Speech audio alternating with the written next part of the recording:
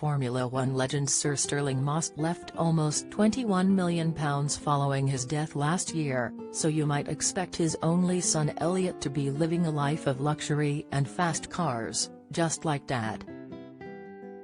Not so. I can reveal that a strange twist in how Stirling's will turned out means that barely a fraction of the fortune has gone to restaurateur Elliot, 41, and now I hear relations with his mum are breaking down.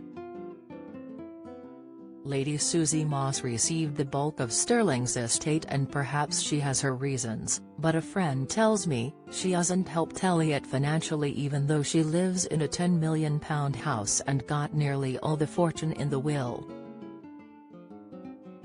Elliot is working as a humble chef in his own 20-seat restaurant, Plu, with only a pot washer, part-time waitress and his pregnant wife Helen to help.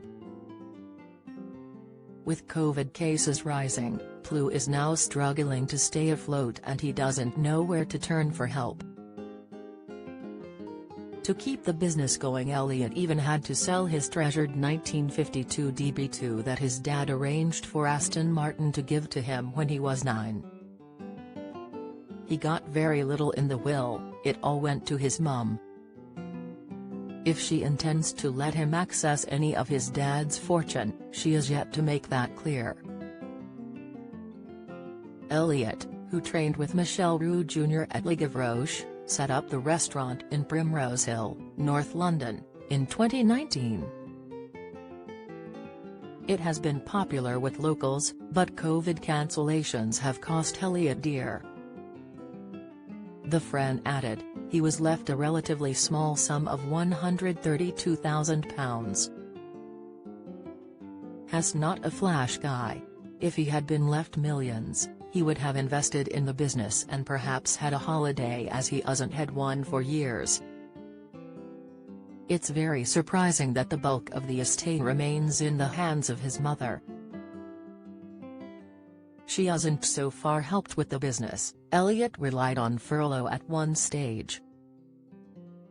Elliot, who lives in a modest flat, has become the talk of London, with Michelin judges praising his highly creative dishes.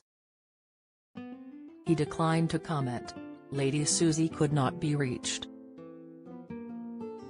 TV chef Jamie Oliver urged his viewers last week to serve party guests his beef cheek stew with potato and celeriac mash, but his own tastes are more straightforward.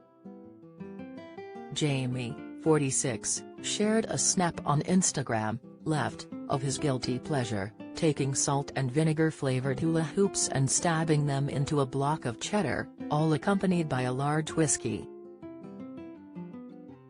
He describes it as filthy and genius. "I'm with you, Jamie.